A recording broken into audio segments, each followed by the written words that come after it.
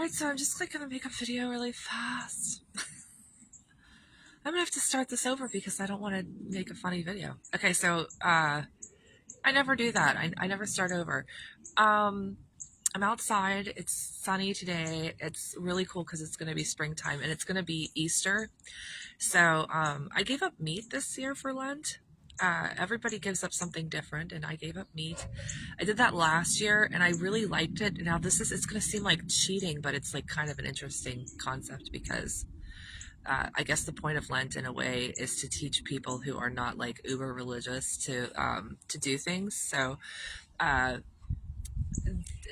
I gave up meat, and then like it's Friday, and I'm like I don't feel like, oh no, today's Friday, I can't eat like meat today.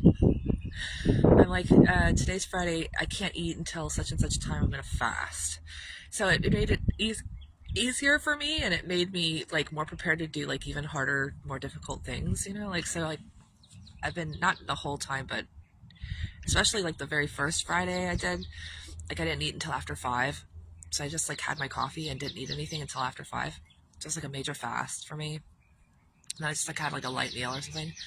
And like didn't treat myself because I'm not eating meat, but like I found that I ate like an entire bag of chocolate eggs.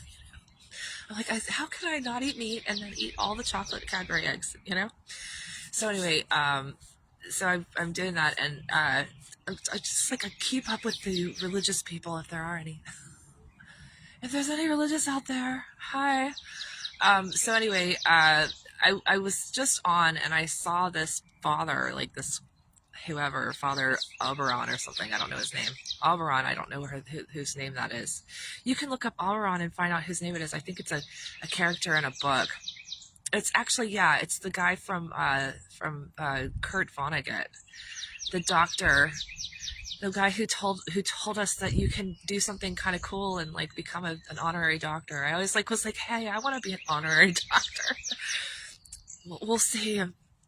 Knock on like whatever this is. This is like what, plexiglass. So anyway, so I'm looking at him and he's talking about how the Jews are like.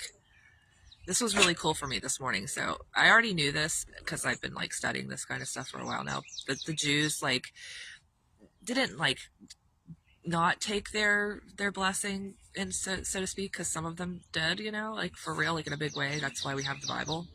But like they kind of like passed on the thing. By the time Jesus came, like they were not accepting of him. And I'm saying the rosary too right now, and like I did the it's like the sad mysteries. They're called the sorrowful mysteries. He's like talking about the people who are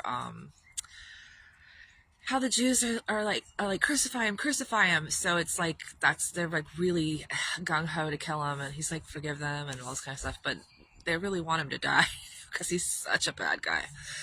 And that last night was really cool too, because I was thinking like, here's this guy, like he says I'm the law and I came to fulfill the law and the prophets, so he's the guy who fulfills it. So it's like we look at him to fulfill those things. So that's like where this all kind of ties in together. So so Jesus is like, he's this guy who does the he does the cross, and people are like, not getting it, even though it's written about all throughout the text and stuff, even from the very, very, very beginning.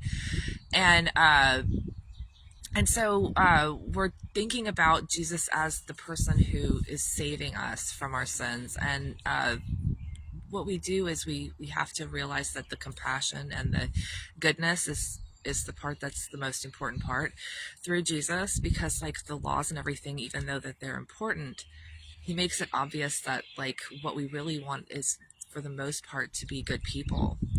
And so I was thinking about that this morning, and I was thinking about how and I've lost my train of thought. This is the second time I lost my train of thought from the very thing I came on to talk about.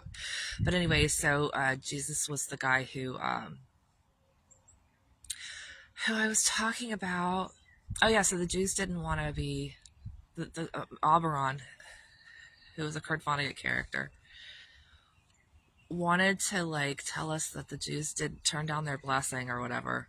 And then I was thinking about it and I was like, oh, well, what really happened was that God like was like using them to say, this is what this is like with people. This is the open like blessing for all people. You all have the same opportunity through Jesus Christ. I showed you how that works. Now everybody gets that same opportunity and it's fair. It's like everybody's got it. It's like everybody is a Jew now in a way. Because like some of us are going to be like, crucify him, and the other people are going to be like, oh, he's the greatest guy ever, you know, he's Jesus. So and that's really how it is. I'm one of those people. So I'm like, I love you and I believe in you, Jesus Christ, you know.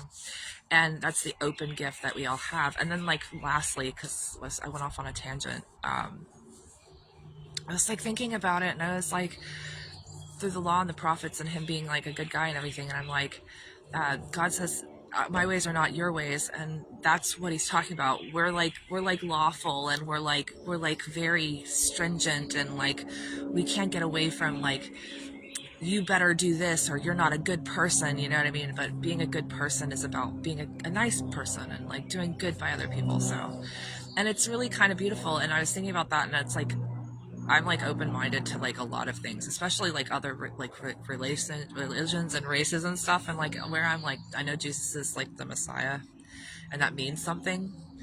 I'm like, but I've always loved other people. And I'm like, I feel like we know in our hearts who God is. And that's how we are connected to God, through that love. You know what I mean? And that makes sense, right? And it's very hippie, and it's very like beautiful, and it's like but it's not.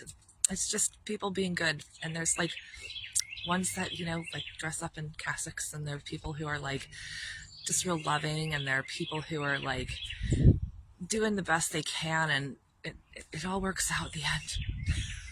So anyway, that's my Easter story, and we should all be really thankful that Jesus was like the guy who did this heroic thing and told us that like he loved us and showed us like the whole deal, which you have to go learn about at church, okay?